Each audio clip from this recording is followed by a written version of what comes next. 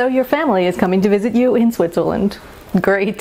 For the love of God, do not let them buy a coffee in Zurich.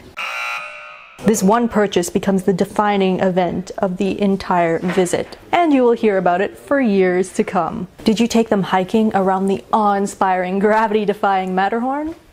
Doesn't matter. All they're going to talk about is the coffee. Did you make them raclette with all of the fixings on your very own raclette grill? Yes, and it was delicious. But the coffee!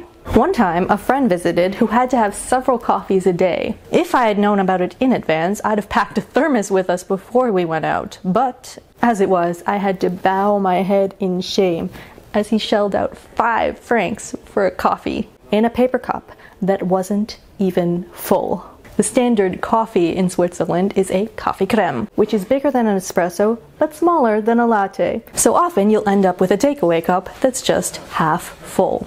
I have almost gotten used to how it is here. I have adjusted my lifestyle and my expectations. In fact, when I went back to Canada, I was shocked at how big the coffees are.